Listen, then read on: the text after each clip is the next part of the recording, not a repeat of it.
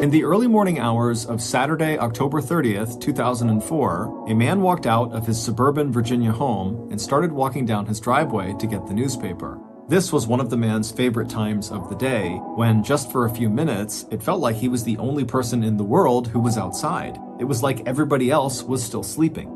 However, that morning, he was wrong. He was not alone. Someone was hiding nearby, and they were watching him and waiting for the perfect moment to pounce.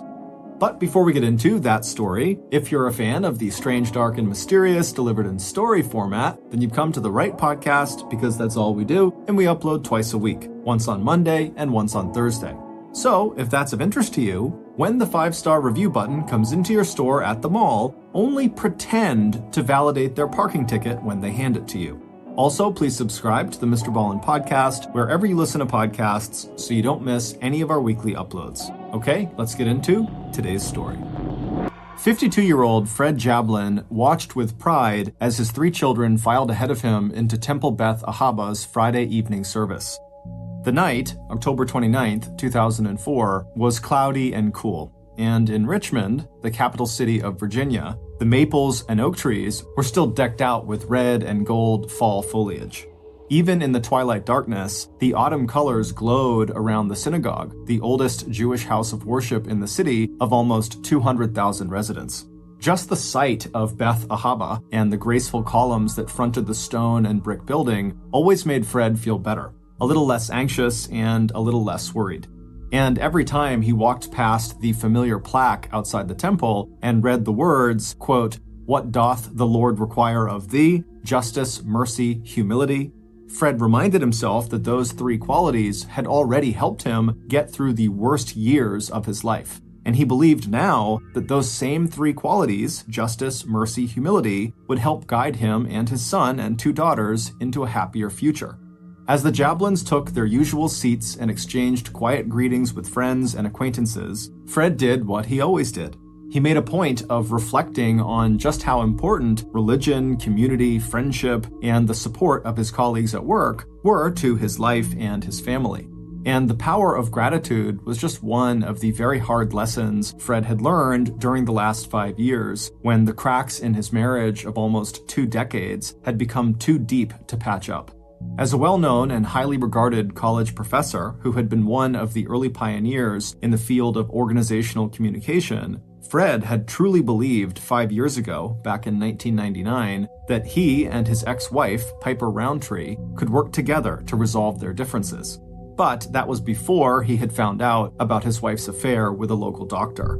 And while that affair was the tipping point for Fred's decision to file for divorce the next year, in March of 2001, that affair had really just been the final betrayal in a series of events that still had the power to shock him, even now, 2 years after he and Piper had officially ended their marriage.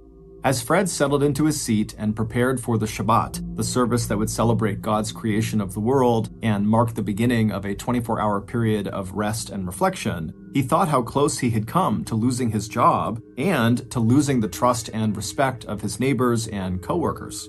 In the terrible lead-up to the divorce, Piper's behavior had become more and more erratic. The medications she was taking for depression and attention deficit disorder did not seem to be enough to stabilize her moods or decrease her sense of anxiety or discontent. But it wasn't until Piper began calling police and reporting that Fred was physically abusing her and accusing him of trying to drug her that Fred had finally understood just how broken their relationship really was. By then, they had already tried marriage counseling, and Piper had moved out of their family house several times to stay with her best friend in Richmond. But even then, somehow Piper and Fred had still managed to limp along, despite the difficulty Piper had in holding a job, despite the fact that she had a law degree, and her increasing unreliability in caring for the kids, even after she chose to stay at home rather than work outside of the house. But then came the afternoon 4 years ago when police arrived at the University of Richmond, where Fred had a tenured teaching position. Earlier that day, Piper had gone to the Henrico County Magistrate's office and sworn out an arrest warrant and restraining order against her husband. Of course, it hadn't always been that way. Back when Fred, an up-and-coming professor, and Piper, a student in her final year, met back in 1981 at the University of Texas in Austin, they seemed to have exactly nothing in common. And when Fred, who was 8 years older than Piper, first met Piper through another professor, Fred did not even recognize her as one of the many students who had attended one of Fred's classes the year before. While 21-year-old Piper was one of 5 children from an old Texas family that had lived in Harlingen, a small town just 30 miles north of the Mexico border, 29-year-old Fred was one of 2 brothers who were born and raised in a mostly Jewish working-class neighborhood just 20 miles east of New York City. While Piper was hands down beautiful, with her dark hair and dark eyes and petite but athletic build, Fred was thin and balding and completely average-looking, except for the intelligent eyes and the playful grin that clued people in to his wry and entertaining sense of humor. And their outlook on the world turned out to be just as different as their appearances. Fred was a great believer in rational thinking, and where he viewed the world in terms of black and white and took great comfort in set routines, Piper was a free spirit who loved to paint and who would, over time, fill the couple's house with adopted and rescued animals, from birds to a pet ferret. But 2 years after their first meeting, Fred and Piper were married, and over the next 6 years, Piper would eventually get her law degree, cycle in and out of 2 jobs, and then give birth to their oldest child, their daughter Jocelyn. Their son Paxton would arrive 3 years later, and their youngest, Callie, would arrive 3 years after that. And for a long time, it seemed like Fred and Piper's differences actually brought out the best in each of them. Fred became less rigid in his thinking, and Piper seemed to blossom in the light of Fred's affection and devotion to her and the children. But over time, the charm of their opposite personalities seemed to wear very thin. Fred was never a big fan of Piper's family and took to skipping Piper's family reunions. For her part, Piper didn't really connect with Fred's family either, and when his parents died, she opted not to go to either of their funerals. But when Fred got the job offer from the University of Richmond, which came with a $30,000 a year bump in pay, both Piper and Fred agreed that, financially at least, the move from Texas to Virginia made all kinds of sense for their family. The extra money meant that Piper did not have to worry about working if she didn't want to, and she could hire a cleaning service to take care of the house, along with a nanny who could help with the kids. And at first, Fred was sure that the move had given all of them a fresh start. But by 1995, 12 years after they had gotten married, and just 1 year after their move from Texas to Virginia, Fred and Piper were seeing a marriage counselor. Piper was just not able to pass the Virginia bar exam. That's the test that would have allowed her to practice law in Virginia. And even though she had been reluctant to leave her close-knit family in Texas, Piper was not prepared for just how much she missed her mother and siblings. Particularly her older sister Tina, who had always been available to help babysit the kids and to take Piper's side in any of the complaints Piper had about Fred. Prone to postpartum depression, the arrival of the Roundtree Jablins' third baby a year after the move to Virginia seemed to send Piper into a tailspin. But even therapy, both marriage counseling and private therapy with a psychiatrist, did not stop Piper from racking up nearly $52,000 in credit card debt, any more than it would reverse the couple's slide into divorce a few years later. But still, nothing in those rocky years could have prepared Fred for that afternoon when Piper had orchestrated his arrest on that charge of domestic violence. Even now, sitting inside the place of worship he had returned to after the divorce, Fred could feel the shame and stunned surprise he felt as he left his office under police escort, hearing the whispers of students and seeing the shock on the faces of his colleagues. But maybe that was exactly what Fred had needed in order to accept that he and his children were probably better off without Piper. So, immediately after being released from the police station that day, Fred had obeyed the terms of the restraining order and kept his distance from Piper by moving into a motel not far from Richmond University, but he also wasted no time in hiring an attorney, and 1 month later, Fred appeared in juvenile court and argued successfully that the Roundtree Jablin children were not safe with Piper. And when the judge examined the evidence of Piper's erratic behavior, the times when she had simply forgotten to pick the children up from school or other activities, and the complete lack of evidence that Piper was a victim of domestic violence, the judge granted Fred temporary custody of Jocelyn, Paxton, and Callie. Until that moment, Fred had believed that the love he and Piper shared for their 3 kids might be enough of a foundation for them to have a civil divorce. Instead, the children became the battlefield for a bitter custody fight. In the end, the court had not believed any of Piper's charges of abuse, and when Fred had filed for divorce, he did so on the grounds that Piper had been unfaithful. He had cited Piper's affair with their oldest daughter's doctor, although it would turn out that there had been other men too, maybe even going back to the mid-1990s. And there was nothing quick or easy about how they reached a settlement. Piper had repeatedly asked for delays in the divorce proceedings until finally, in 2002, almost a year to the date after Fred had filed for the divorce, when Piper did not show up for a hearing on finances and custody, the judge went ahead and made a final ruling without her. And that ruling would turn out to be absolutely devastating for the one-time stay-at-home mom, because on all fronts, Piper would wind up losing. According to that judgment, Fred, whose money had been used to purchase their house in Texas and their house in Virginia, and whose retirement account was much larger than Piper's, would get nearly all the couple's property and liquid assets. But it was the judgment on custody that would completely sever the bond between the parents, because when Fred would eventually press for full legal and physical custody, the court sided with him. That meant that Piper would need to go through Fred to make any and all arrangements to visit their 3 kids. And as far as support payments went, citing Piper's potential as an attorney to out-earn Fred's own salary as a professor, the court also agreed that Fred no longer needed to pay Piper support money, and that going forward, it was Piper who would need to get a job and pay Fred $890 in child support every month. Fred had had no illusions that Piper would actually make those payments, at least not on a monthly basis. And he was right. Piper had tried twice to declare bankruptcy as a way of setting aside the whole divorce decree until a federal bankruptcy court actually prevented her from filing a 3rd time. But Piper's new financial obligations did mean that in order to practice law, she would need to move 1,200 miles away back to Texas, where she had passed that state's bar exam and could practice law. But even though Piper had been the loser in the battle over custody, she had found ways to strike back at Fred.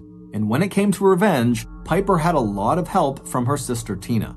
And just thinking of Tina made Fred's body tense. Immediately following the court ruling on child support and custody, Tina had written a 43-page so-called psychological profile of Fred. A nurse practitioner who ran her own women's healthcare clinic, Tina was not a licensed mental health professional. But that did not stop her from attacking every aspect of Fred's character, personality, and temperament.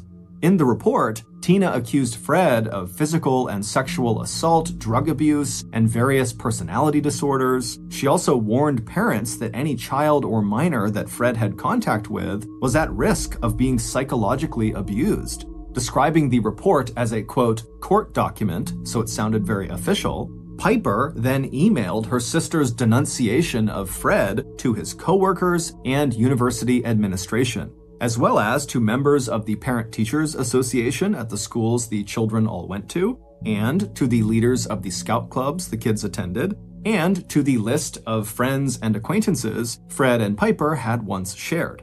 During that especially dark period, when the divorce and the pain was so raw that Fred questioned if life could ever seem normal again, he had wondered who hated him more, his ex-wife Piper or his ex-sister-in-law Tina.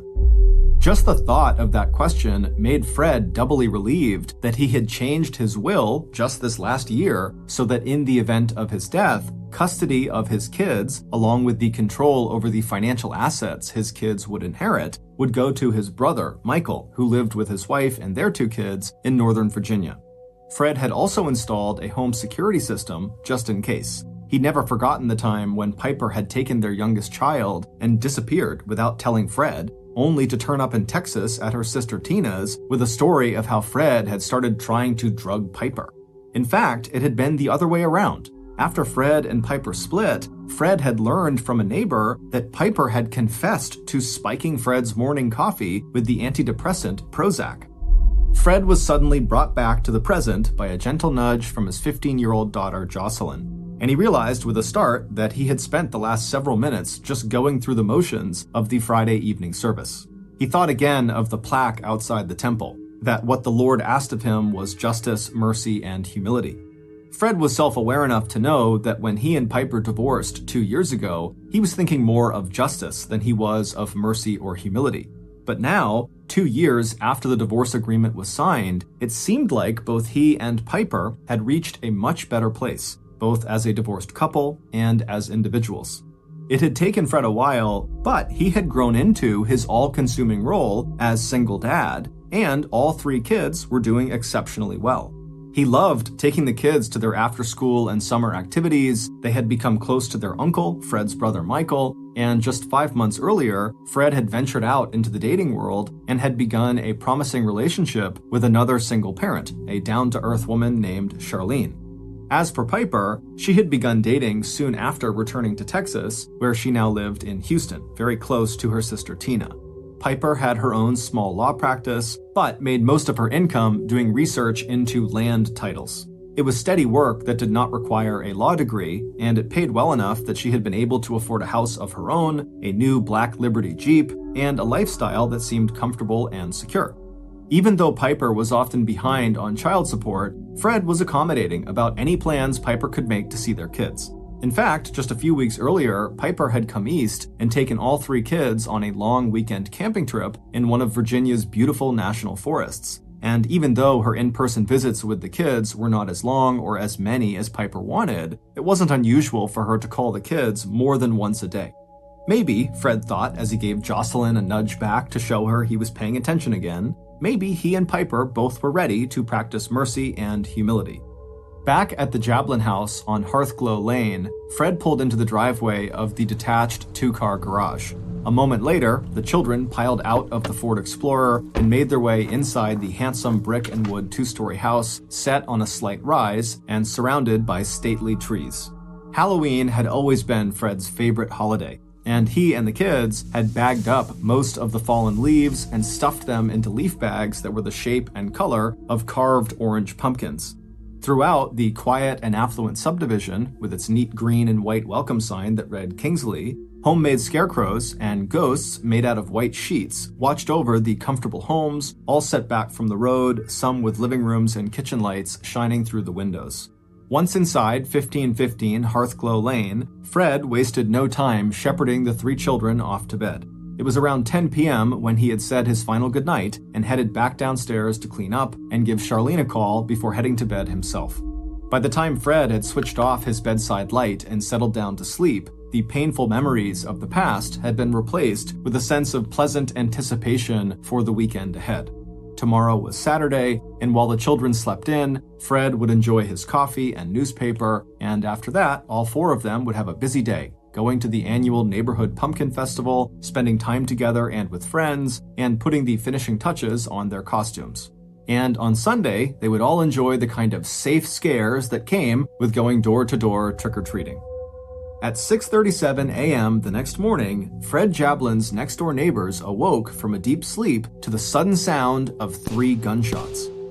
Getting out of bed and stepping to the open window, former Marine Bob McCardle pushed aside the curtain and saw a shadowy figure running across his front yard and then disappearing into neighboring house lots. While dogs began barking and other neighbors were wondering if a car had backfired or if a hunter was shooting ducks down on Tuckahoe Creek, Bob immediately picked up the phone and called 911. Within minutes of the call, 3 officers from Henrico County Police Department were climbing out of the patrol car in front of the McCardle home. Spreading out across the lawns of Hearthglow Lane, they used flashlights to search in the darkness for the source of the disturbance. But after 20 minutes, the officers reported back to Bob that they had not found anything suspicious. Bob told them that once it was light, he and his wife would take their dog out for a walk, and if they saw anything that could explain the shots, they would follow up with another call to police. 25 minutes later, it was Doreen McCardle who called 911. Trying her best to keep the panic out of her voice, she explained to dispatch that she, her husband Bob, and their dog were now standing outside of their neighbor's house at 1515 Hearthglow Lane, and Bob had just discovered the body of Fred Jablin.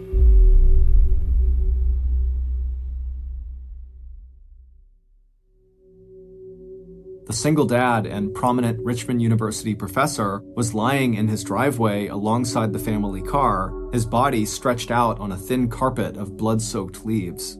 This time, Henrico police responded with a flood of emergency and medical personnel, and within minutes, the quiet neighborhood was alive with flashing lights and sirens. But their response was too late. Fred Jablin was dead. Even as officers strung yellow crime scene tape around the half-acre lot of the Jablin home, a SWAT team had entered the house to make sure the murderer was not inside, and if necessary to rescue the 3 sleeping children. But the house was empty except for Fred's kids. As Jocelyn was escorted out the back door so she would not see her father's body lying in the driveway, the 15-year-old turned to the police officer at her side, and she asked him to please make sure her brother, sister, and father got out. By 8:30 a.m. that Saturday morning, Henrico County homicide investigator Kobe Kelly had arrived on the scene and pushed the investigation into high gear. A 4-year veteran of the police force, the 6-foot 2-inch tall detective was just 32 years old, but he had a well-deserved reputation for professionalism and for getting results. The Roundtree Jablin children were quickly sheltered at the home of a local police officer who knew the Jablins and lived in the same area. A special victims unit was on its way to help break the terrible news of their father's death and to find out what the children may have heard or seen that morning. Detective Kelly's initial examination of both the outside crime scene and the inside of the house showed no evidence that this had been a robbery gone wrong. There was no sign that anything had been taken. And unfortunately, the neighbor who had made the 911 call to police after hearing gunshots and seeing a figure run across his front lawn could not even identify whether that person had been a man or a woman. Hopefully, the crime scene techs, who were already there collecting any physical evidence and dusting for fingerprints, would be able to provide more information. But at first glance, it looked to Kelly like this had been a premeditated crime, planned by someone who must have known Fred Jablin's morning routine well enough to be lying in wait for him when he stepped outside in the dark that morning to pick up the newspaper that had been tossed onto his driveway. But even before Kelly heard back from the officers he'd sent out to knock on doors and collect information and search for the murder weapon, Kelly knew that there would be plenty of suspects in this case. The victim had been a high-profile college professor with a reputation for working closely with students, any one of whom might have harbored a grudge related to perhaps a failed thesis or maybe a bad grade. With that in mind, Detective Kelly also sent a team out to the University of Richmond, 6 miles east, to treat Fred's personal office as a crime scene and to interview faculty and students. The detective also started the process of obtaining search warrants, putting in a subpoena for any relevant phone records. But even as the investigator watched a crime scene tech carefully bag a copper-jacketed hollow-point bullet they'd found to the right of the body, Detective Kelly already had the name of the person he was most interested in talking to. In any homicide investigation, the most likely suspects are those with the closest and most intense relationships to the victim. And even though Fred Jablin's ex-wife, Piper Roundtree, lived 1,200 miles to the west in Houston, Texas, she was still number 1 on Detective Kelly's suspect list, especially when he heard from the first officers on the scene that Fred and Piper had gone through a very messy divorce just 2 years earlier, and that custody of the 3 kids was still an ongoing issue. By 10 a.m. that morning, the oldest of the Roundtree Jablin children had told police that she had heard a gunshot early that morning but had gone back to sleep. The younger 2 kids both told police that they had each had separate phone conversations with their mom the afternoon and evening before. She told them she was calling from Galveston, Texas, where she was researching a land title. She'd also told 12-year-old Paxton about a raccoon that was living under the porch of her house. Knowing that the first 48 hours of any investigation are often the most crucial, Detective Kelly was determined to check out every possible lead. And even though Piper had told her children she had called last night from Texas, Detective Kelly still ordered investigators to check for any passengers named Piper Roundtree who may have flown into Richmond from Houston, Texas over the last several days. By 2:30 p.m., Michael Jablin had been informed of his brother's death, and he and his wife were in their car traveling south to Richmond. And by 3:30 p.m., just 8 hours after the McCardles had discovered Fred's body and made their second 911 call, Detective Kelly had already caught a major break in the investigation. His investigators had in fact discovered that a passenger by the name of Roundtree had flown out of Virginia's Norfolk Airport just 3 hours earlier on a Southwest Airlines flight that was due to arrive back in Houston's Hobby Airport at 4:30 Houston time, which meant 5:30 Virginia time. But there was one problem. The passenger's first name was not Piper. Instead, it was a name Detective Kelly had not yet heard: Tina. Detective Kelly had already found a good picture of Piper Roundtree in one of her children's bedrooms, and the driver's license picture on file for the plane ticket his investigators had discovered was definitely a different person. Instead of dark brown hair, Tina Roundtree had shoulder-length blonde hair. Glancing at his watch and seeing he had 2 hours before the plane carrying Tina Roundtree was due to arrive at Hobby Airport in Houston, Detective Kelly rolled into action. Contacting police in Houston, he sent them pictures of both Piper and Tina Roundtree and asked them if they would go to Hobby Airport in time to locate a passenger getting off that Southwest Airlines flight who looked like either of the two women. But it would turn out that Detective Kelly was now in for a series of disappointments. Whoever that passenger named Tina Roundtree was, she had managed to disembark, collect her checked bags, and apparently leave the airport in Houston without being intercepted or recognized by Houston police. And when Officer Kelly finally reached Piper Roundtree by phone in Houston that night at 9 p.m., 14 hours after Fred had been declared dead, it would turn out that Piper Roundtree would have a rock-solid alibi for the time of the murder.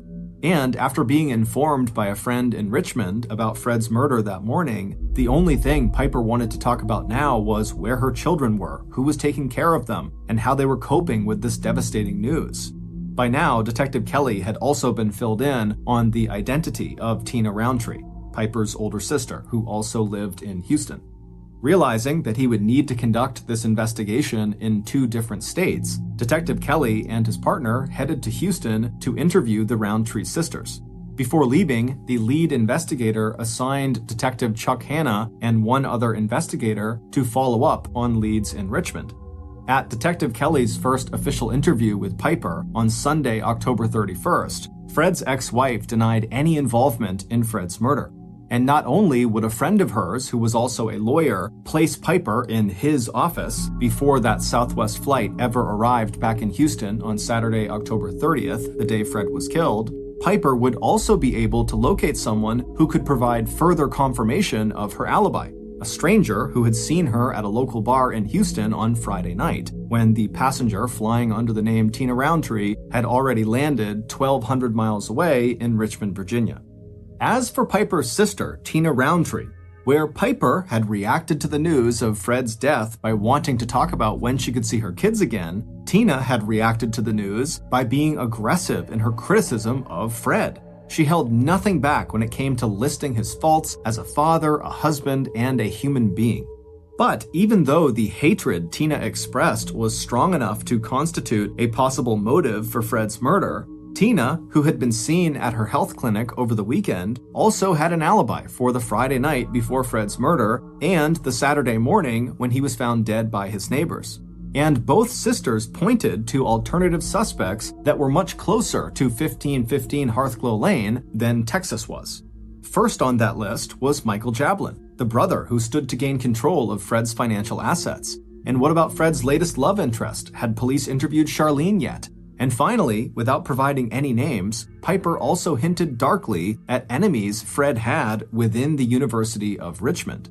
And when Virginia investigators dug deeper into the money trail behind the passenger tickets belonging to the still unidentified person who traveled under the name Tina Roundtree, the case only got more confusing. The airplane tickets had been purchased by Piper's former boyfriend on a credit card he said he hadn't used in weeks and had assumed was lost. And when investigators in Richmond found a reservation under the name Tina Roundtree at a motel in Richmond for the night before Fred's murder, the name of the person who actually checked into that room showed up in the motel records as Geraldine Smith. And drifting in the background behind the Roundtree sisters, there was Tina's on-again, off-again boyfriend who had recently taken Piper off to a shooting range for some target practice. Meanwhile, both Piper and her sister Tina started ducking out on any more interviews with law enforcement. Instead, the two sisters checked into the expensive and stylish Houstonian Hotel in central Houston. The only thing Piper seemed to care about now was arranging a court hearing in Virginia to get custody of her 3 kids. And Tina, who had appointed herself as Piper's guardian and champion, was there to support Piper and keep the press and police at bay. So despite a promising start, 3 days after the Virginia police had arrived in Houston, Texas, progress into Fred Jablin's murder came to a stuttering halt. And even though detectives in Richmond had turned up some promising evidence, what police needed was someone who could positively identify the airline passenger who went by the name Tina Roundtree and then place that person in Richmond at the time of Fred's murder. And on Wednesday, November 3rd, 5 days after Fred Jablin was killed, police finally got the tip they needed to break the case. Based on an interview with a Southwest Airlines ticketing agent and the deconstruction of hundreds of cell phone calls placed during the days before and after Fred Jablin's death, here is a reconstruction of what happened outside of 1515 Hearthglow Lane on the morning of Saturday, October 30th, 2004. Anyone who knew Frederick Mark Jablin also knew he was a man who enjoyed his routines, especially after all the disruptions of the last 2 years. He found new meaning in simple pleasures, like getting up at the same time every morning, retrieving his newspaper from the side driveway, then enjoying a freshly brewed pot of coffee in his quiet kitchen. And on this Saturday, when Fred stepped outside dressed in his navy blue sweatpants, sweatshirt, and robe, he also enjoyed knowing that he and the kids could spend the day together, getting ready for Halloween. When he and Piper were together, it had been Fred who took the family pictures, even though it meant that he himself was rarely in any of them. This year, he would make sure to have his neighbors take pictures of him and the 3 kids. It had been a long haul getting through the divorce, but despite the painful memories that had preoccupied him last night during the Friday evening service at Temple Beth Ahaba, the fact was that Fred felt pretty good about his life and about his kids. He and Piper might not see eye to eye, and Fred doubted he'd ever fully trust his ex-wife again, but he knew she loved their kids as deeply as he did. As Fred headed slowly for the driveway, he could see the tall trees that ringed the big backyard and feel the chill air on his face and ankles. This time tomorrow, daylight savings time would come to an end and clocks would have been set back an hour. Instead of darkness, he'd be watching the sun rise. Still, he liked this feeling of being all alone, the only person awake and outside. Except that Fred was not alone. Standing quietly in the shadow on the far side of the garage, Fred's killer had felt their pulse quicken at the sound of the back door opening and then closing softly behind Fred. Now, the killer heard the slight rustle of leaves as Fred turned right out of the back kitchen door and began walking towards the open space between the house and the garage, which was set back even farther from the street than the house was.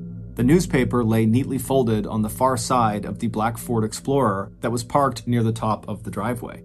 The killer knew Fred would walk between the garage doors and around the front bumper of the vehicle to retrieve the paper. And when Fred did exactly that, the killer would be ready. Now adjusting their blue latex gloves, the killer took a slow, deliberate breath. The killer assumed the children were asleep in the house, but even if they were awake, or if they woke up, and even came down the stairs or looked out the bedroom windows, they wouldn't see anything. The killer would be gone, and Fred's body would be hidden from view by the big black car in the driveway. A moment later, the sound of rustling leaves gave way to the sound of slippers on pavement. But as Fred rounded the front bumper of his Ford Explorer, the garage doors on his left and the children's basketball hoop on the other side of the driveway facing him, he paused for a second before making another quarter turn to his right to scan the ground for the folded newspaper. At that moment, Fred's killer stepped out of their hiding place on the far side of the garage. This shot would not be fired at point-blank range, or even close enough to leave any gunpowder residue on Fred's sweatshirt or robe, but the killer would still hit their target. A moment later, as Fred straightened and began to turn back towards whatever he had just seen out of the corner of his eye, his killer pulled the trigger of the .38 caliber revolver loaded with its copper-jacketed hollow-point bullets. And as the sound of the shots died away, the killer watched as Fred crumpled to the ground. Reaching the pavement, Fred's body rolled so he lay face down but still partly on his side, his glasses landing a foot or so away from his face, his knees drawn up slightly towards his chest. Although neighbors would report hearing 3 gunshots, only 2 bullets hit their mark. The second shot entered the soft tissue of Fred's right arm back to front, the bullet traveling downward and missing any vital tissue. That was the bullet that would be recovered at the crime scene in just a few hours. It was the first shot that proved fatal. That type of bullet, designed to mushroom out upon impact so it did maximum internal damage, had entered from the back, striking Fred in the lower right side before ripping upward through his spleen, kidney, liver, diaphragm, and aorta, the main artery carrying blood away from the heart. By the time the first dogs in the neighborhood had started to bark, the killer was running across the neighbor's front lawn towards the darker shade of the trees that bordered each house lot. The medical examiner, who would later perform the autopsy on Fred's body, could not rule out the possibility that if Fred had been found immediately after that first 911 call at around 6:37 a.m., he might have survived his injuries. Still, the first medics on the scene an hour later had done everything they could.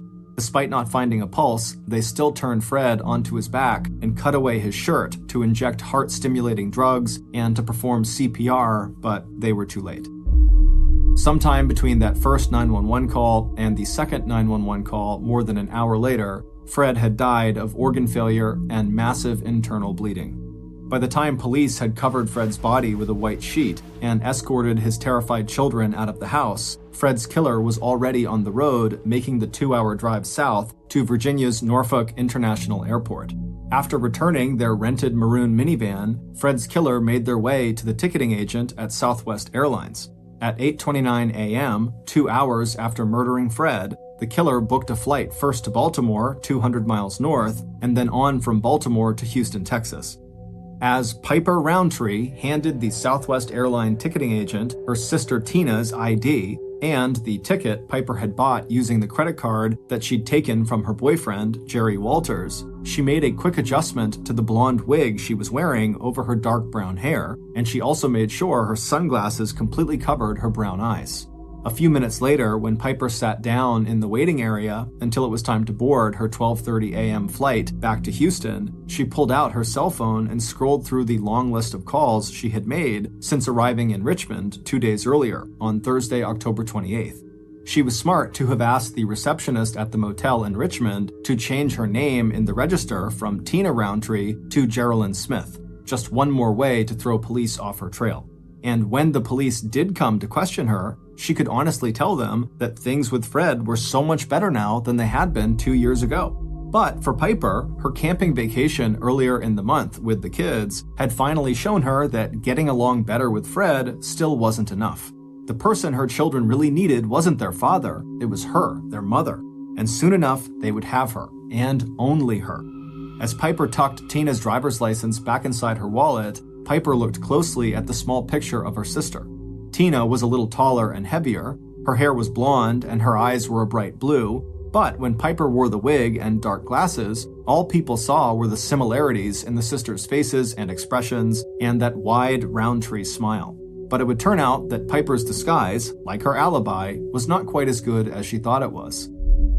5 days after Piper Roundtree killed the father of her 3 kids, Detective Kelly from Virginia knew that in order to solve this murder investigation, he needed to get a positive ID on Southwest Airlines passenger Tina Roundtree. So, on the afternoon of Wednesday, November 3rd, the same day that hundreds of people were attending Fred Jablin's funeral service back in Richmond, the investigator made one more trip back to Hobby Airport in Houston. He tracked down the name of the Southwest Airline agent who had checked Tina Roundtree's ticket and luggage on her flight from Houston out to Richmond 1 week earlier on Thursday, October 28th. When he met Kathy Molly, the big detective from Virginia showed her Tina Roundtree's airline ticket and asked Kathy if she could remember anything about the passenger.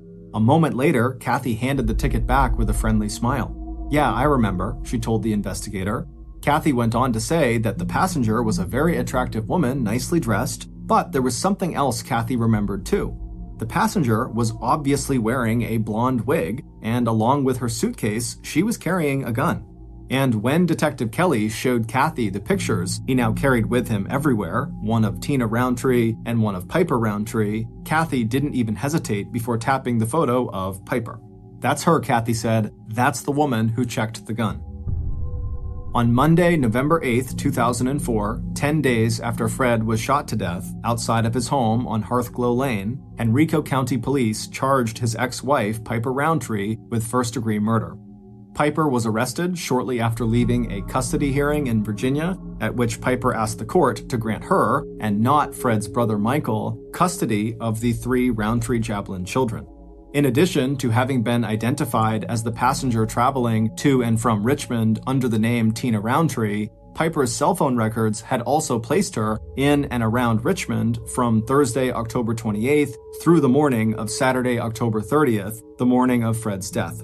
Even though Piper claimed that she and her sister Tina often used one another's cell phones, the phone that Piper used on Friday evening, the night before Fred was killed, to call her son Paxton and tell him she was in Texas, was the same cell phone that had pinged off cell phone towers in Richmond to connect that call to Paxton's cell phone. As for Piper's alibis, it would turn out that after checking credit card receipts, the man who had placed Piper in the Volcano Bar in Houston on that Friday night before Fred's murder had made a mistake. It had been Saturday night, after Piper had returned from Richmond, that she was seen at that bar. And although Piper's friend and former law colleague would insist to Virginia investigators that he had talked to Piper in Houston midday on Saturday, before that Southwest flight from Baltimore arrived in Houston, it turned out that he had made an earlier statement to a reporter saying that the first time he had seen Piper in nearly a year was the day after Fred's murder, Sunday, October 31st, when she would have already been back in Houston for nearly 24 hours. On Saturday, February 26, 2005, 1 year and 4 months after Fred was murdered, a Virginia jury spent less than 1 hour in deliberations before coming back with a guilty verdict in the trial of Piper Roundtree. Her defense attorney argued, unsuccessfully, that the real murderer was Piper's sister, Tina, and when Piper herself took the stand, she implied the same thing, while at the same time insisting to the end that she herself had absolutely nothing to do with Fred's murder.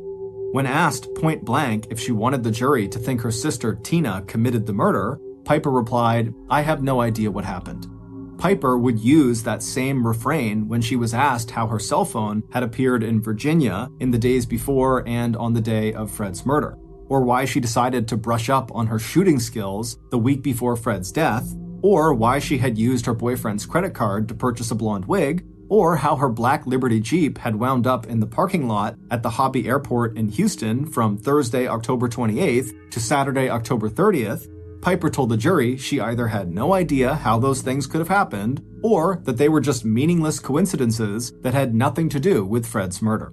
2.5 months later, on May 7th, 2005, Piper was sentenced to life in prison. Her first request for parole in 2020 was denied.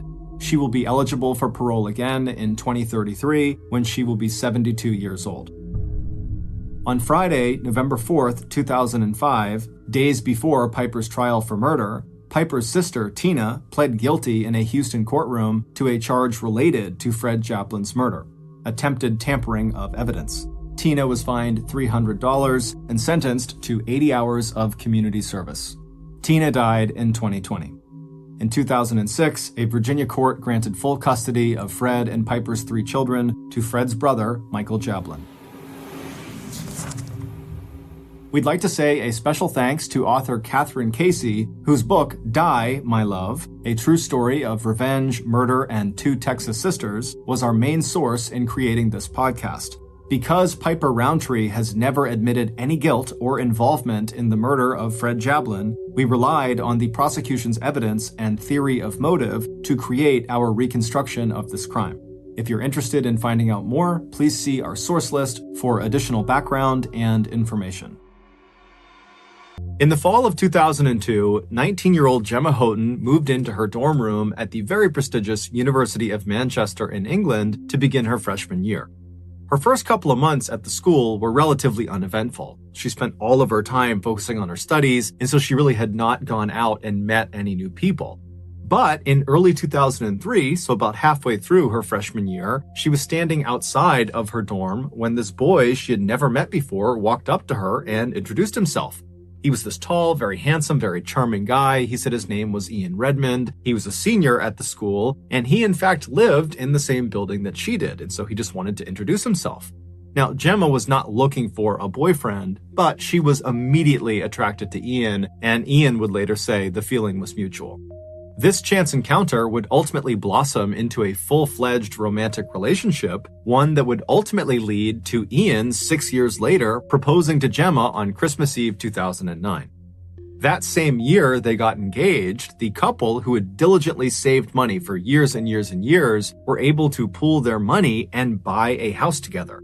It was not a very nice house. It was a fairly beat-up cottage in this little town in England that would need a lot of work, but Ian and Gemma were actually very excited to do the work. They looked at this as an opportunity to make the house exactly the way they wanted it, and it was a chance for them to spend some quality time together.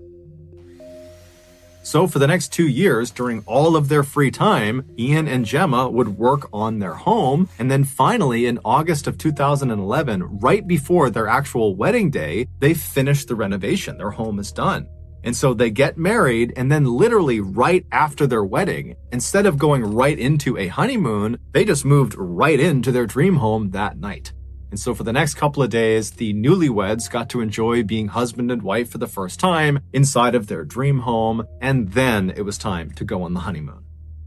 In addition to having set aside money for the down payment on their home, the couple had also set aside money for this honeymoon. They wanted it to be an amazing vacation. And so what they decided to do for their honeymoon was to go to Seychelles, which is this island nation in the Indian Ocean, which many say has the most beautiful beaches in the world. So on August 10th, the couple hops on a plane and they fly to Seychelles. And when they land, they check into their resort, which is this unbelievable place that overlooks this perfect beach with white sand and crystal clear waters. And then after getting checked in, the couple goes down to a restaurant and they're having a bite to eat. And as they're sitting there, they're probably thinking to themselves, this is going to be the best vacation ever. During the first week of their trip, the couple was very active, spending lots of time exploring the island and going out on different excursions and going to lots of restaurants. They were just all over the place. And so come Tuesday, August 16th, which was the start of their second week and final week of this honeymoon, the couple was kind of tired from all the activity, and so they decided they would just have a lazy day at the beach that day. And so the couple grabbed their swimsuits and their towels and their chairs, and they left the resort and headed down to the beach right outside. And then after finding a decent spot on the sand, they set up their chairs and towels, put their stuff down. And Gemma, she laid down on one of the chairs to begin sunbathing. And Ian, he grabbed his fins and his snorkel, and he kissed Gemma on the cheek and said he was going to go down to the water and go for a swim. Gemma remembers watching Ian as he walked across the beach and stopped in front of the water and put on his big fins and got his snorkel on, and then he kind of awkwardly duck walked his way into the water. And Gemma remembers just smiling and laughing to herself, watching him awkwardly do this, and then thinking to herself how lucky she was to be married to such an amazing guy. She really loved him so much. After Ian had finally gotten into the water and had begun his snorkeling journey, Gemma laid back and began to doze off to sleep. A little while later, though, Gemma suddenly woke up to the sound of what almost sounded like someone sneezing really, really loudly. And so instinctively, she sat up and scanned the waterline for her husband, but all she saw were other tourists in the water swimming and snorkeling and doing all sorts of stuff. She couldn't find Ian. And then she heard a male voice calling out for help, and it was coming off to the right towards the top of the beach, pretty far away from her. And she turned and she saw Ian.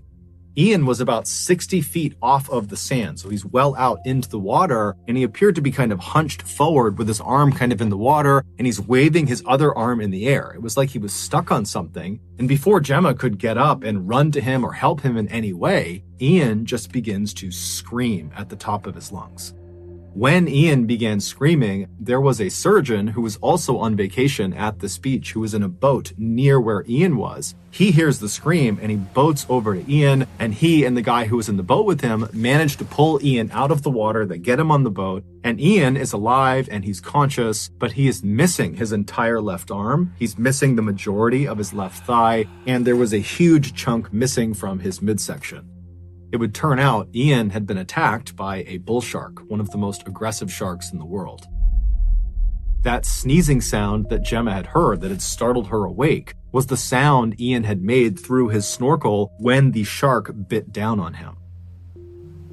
The surgeon rushed Ian to the shore and pulled him out and got him onto the sand and began trying to save his life. At the same time, Gemma had come running up the beach and she managed to push through the quickly forming crowd, and she drops down next to her husband. And Ian at this point is alive and he's conscious. He's very badly hurt, but he's looking up and he's clearly making eye contact with Gemma. And Gemma, she's looking down at her husband and she's making clear eye contact with him. And they don't really say much. It was like this horrible moment where all they could do was just be in the moment together.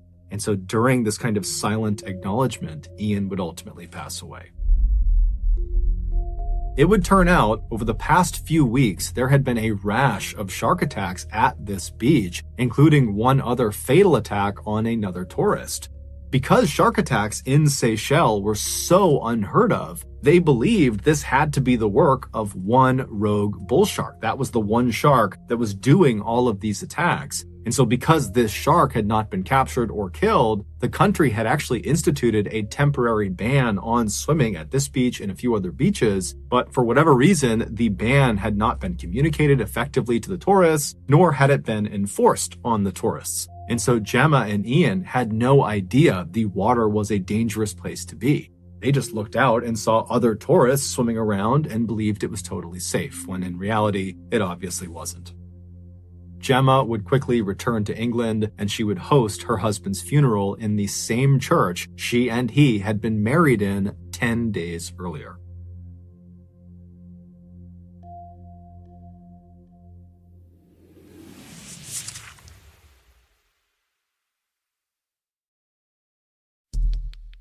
Our next story is called The Underwater Room.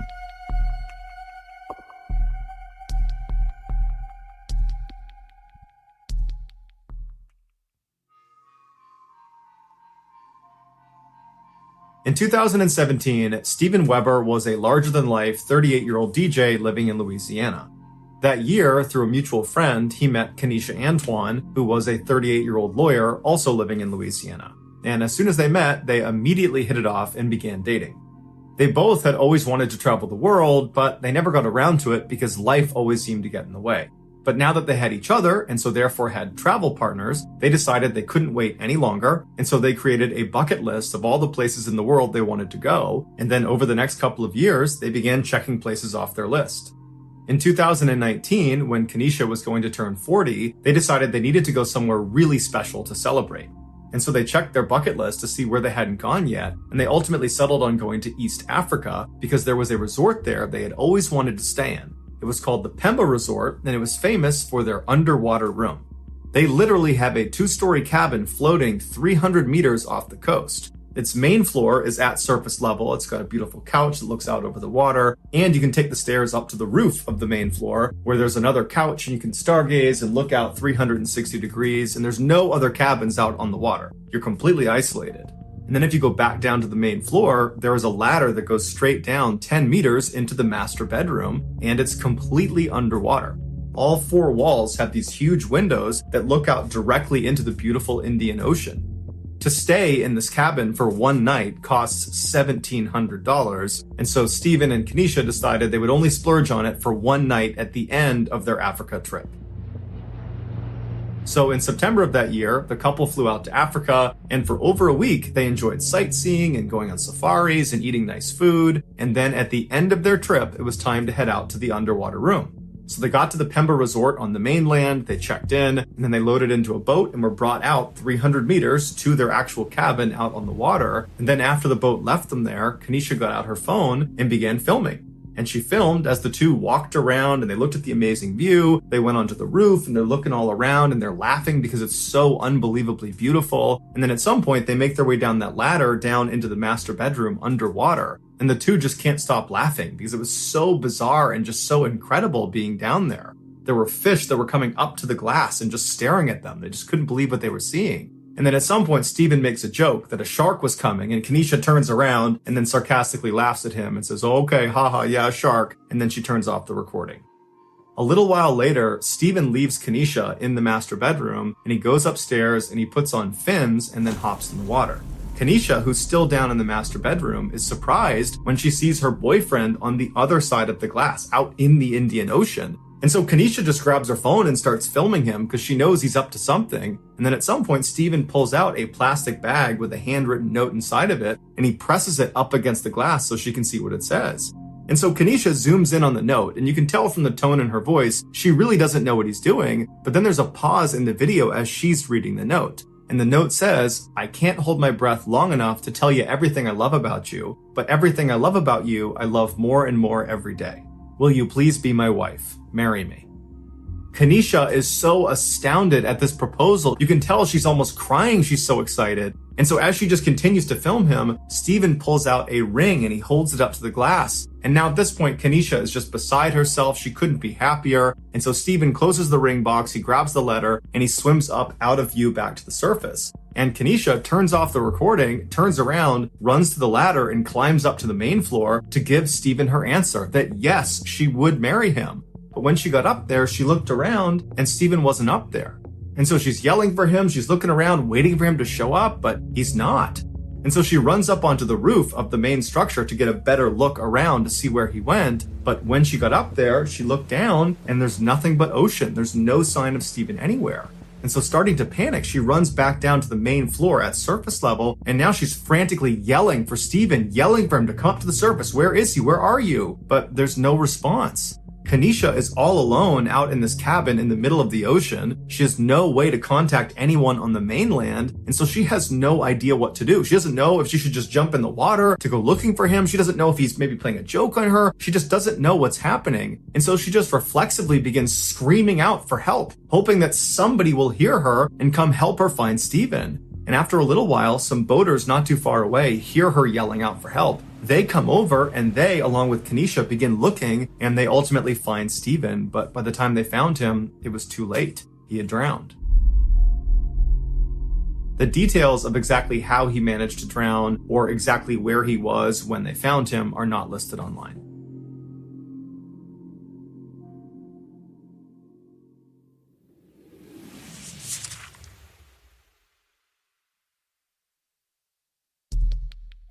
The next and final story of today's episode is called Embrace.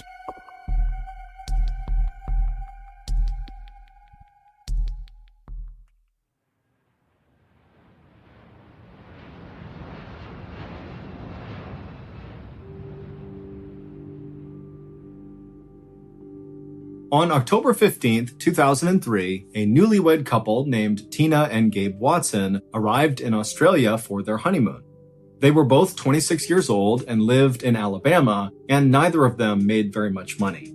Tina worked in the kids department of a clothing store, and Gabe worked for his father at a packaging company. But Gabe's family had gifted this honeymoon trip to Australia to Gabe and Tina, and so the couple was so excited about it, and they had taken actually a whole year to plan this trip out. It was going to be the adventure of their lives. Once in Australia, the couple spent the first week in Sydney, which is one of the biggest cities in the country. They went on a river cruise, they visited the famous Sydney Opera House, and they went to see the koalas at the zoo, something Tina was very intent on doing because she loved animals. And then on October 21st, so 6 days into their big trip, the couple headed north to the city of Townsville, which is this beautiful beach town that's right near the Great Barrier Reef. The Great Barrier Reef is the world's largest and most famous coral reef system. This was going to be the real highlight of their trip. Gabe had grown up loving the water, and now as an adult, his passion was scuba diving. He was a trained rescue diver, and any chance he got back home in Alabama, he would go diving. As for Tina, scuba diving kind of scared her. She didn't like the idea of being underwater for extended periods of time and breathing in underwater. It just felt so foreign that she didn't like it. But she knew Gabe really wanted her to go scuba diving with him in Australia, and so 10 months earlier, in January of 2003, Tina had begun taking scuba diving lessons, and then right before they headed out for this trip to Australia, Tina had gotten certified in scuba diving. So, after arriving in Townsville, Gabe and Tina would spend the night in a hotel, and then early the next morning, the couple would get up and make their way down to the dock where they would board a diving boat. This boat was going to take them out into the open water, right over this famous shipwreck called the Yongola, where lots of people scuba dive, and this Yongola wreck is right near the Great Barrier Reef, so it's a truly amazing place to go scuba diving. When the couple actually was out on the open water, they looked around and just could not believe how stunning everything really was. The beach town at a distance was unbelievable, and the water was perfectly clear blue, where they could see thousands of fish shimmering and swimming all around them. Finally, the dive boat came to a stop over the area where the Yongola wreck was, and Gabe and Tina began putting on their dive gear, as did the other 4 tourists who were also on this diving trip. Now, Gabe and Tina were dive partners, which meant for this dive, they were instructed not to leave each other really at any point until they're back on the surface. But initially, once they and the other divers were put into the water, the entire group swam down together 100 feet to the bottom of the ocean where this shipwreck was. And at first, everything was going great. The swim down was easy, and then once they got down there, because the water was so clear and sunlight could reach them, they were able to look at each other and just really take in how spectacular this really was. But unfortunately, Gabe, he looked at his wrist at some point and noticed his dive computer, which tells you how much air you have left and what depth you're at, was malfunctioning, and so he signaled to Tina that he needed to go to the surface and get his computer fixed. And so he and Tina would swim away from the group back up to the surface. And then once on the surface, Gabe was able to talk to the dive leader on the boat, and he was able to get his dive computer fixed. And then after only a couple of minutes of being back on the surface, Gabe and Tina went back under the water and began heading back down towards the rest of the group. And as Gabe and Tina approached the rest of the group, they saw they were all kind of swimming around in dive pairs around the Yongola wreck. And so Gabe and Tina, they got down there and they joined the queue and began as well moving as a pair around the wreck. Back up on the surface, the dive leader, who was up in the boat, was just kind of sitting there waiting for the divers to come back up, when all of a sudden he noticed there was this sudden eruption of air bubbles coming up to the surface. And so he peered over the side of the boat to see what was going on. And Gabe, who had only left the surface after fixing his dive computer maybe 5 minutes earlier, came bombing up out of the water. And when he did, the dive leader immediately noticed that Tina was not with him. And before the dive leader could even ask Gabe what was going on, Gabe, who was obviously very panicked, he ripped off his mask and he began trying to tell the dive leader that something was wrong with his wife, that she had sunk away from him and he couldn't get to her and he needed help. And so the dive leader immediately put on a scuba tank, he jumped in the water and swam down as fast as he could to the wreck down below. And when he got there, he immediately saw Tina by herself laying on the sand on the bottom of the ocean, just totally motionless on her back. And so the dive leader, he swam over to her, he scooped her up, and he brought her all the way back to the surface. And then once on the surface, he put Tina into the boat, and then the dive leader, he climbed inside and immediately began doing CPR on Tina. And for 45 minutes, the dive leader tried to do CPR, tried everything he could to save Tina, but unfortunately it was not enough, and Tina passed away. An autopsy would later reveal that Tina had died from something called an air embolism, which is when an air bubble gets trapped in a blood vessel and blocks it. In scuba divers, this can happen from holding your breath for too long or trying to ascend too quickly. One theory about how this could have happened to Tina was based on what Gabe said happened when he and Tina went back down to the wreck after he got his dive computer fixed. He said they got down there, everything was fine, they were swimming around like the other dive pairs, taking pictures, when Tina started to panic, kind of randomly, and she reached out for Gabe, and Gabe said she knocked his oxygen mask off his face, and so Gabe was kind of starting to panic, and he got the mask back on, at which point Tina was kind of floating away from him, and so Gabe, not really knowing what to do, said he went to the surface to get help. And so in that time frame, perhaps Tina, tried to rush to the surface on her own, giving herself the air embolism, or maybe in her panic, she had held her breath, giving herself the air embolism. But it wasn't long after Tina's death was ruled an accident and the case was closed that the other 4 people who were on that dive with Gabe and Tina began reaching out to Tina's family. These divers had seen something very strange happen right around the time Tina died, and they felt like they had to tell someone. One of these 4 divers would tell Tina's family that as they were swimming around the wreck, they saw Gabe and Tina come back down after Gabe had fixed his dive computer, and pretty quickly after they reached the bottom, Gabe seemed to give Tina a hug, like a really strong bear hug. Now, there's no reason any diver would hug another diver underwater, certainly not that hard, unless it was some sort of rescue attempt. And this diver who witnessed this told Tina's family that this did not look like a rescue attempt. It looked like Gabe was trying to restrain Tina, and Tina was trying to get away from Gabe. After a few moments of watching this, the same diver would see Gabe release Tina, and at that point, Tina would go limp and float to the bottom, and Gabe would rush to the surface where he would tell the dive leader that he had this emergency with his wife. This new information led Australian authorities to charge Gabe with murder. They alleged that Gabe intentionally turned off Tina's air and then put her in that bear hug to make sure she couldn't turn it back on again. Gabe, however, has always denied this, saying his wife really just panicked and he was trying to help her but couldn't and then went to the surface. Gabe ultimately pleaded guilty to involuntary manslaughter in Australia and served 18 months in prison. Prosecutors in Alabama then also tried to charge Gabe with murder or something else in connection to Tina's death, but ultimately a judge dismissed the case.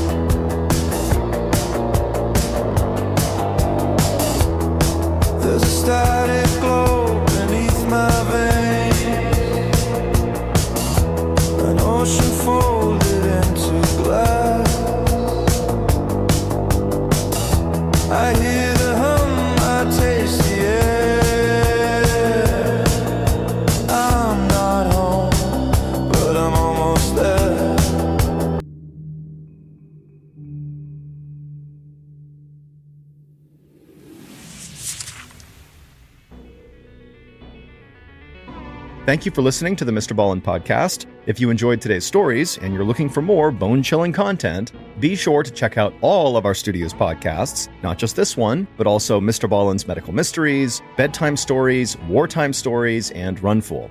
Just search for Ballen Studios on any podcast platform, and you'll find all of them. If you want to watch hundreds more strange, dark, and mysterious stories, just head over to our YouTube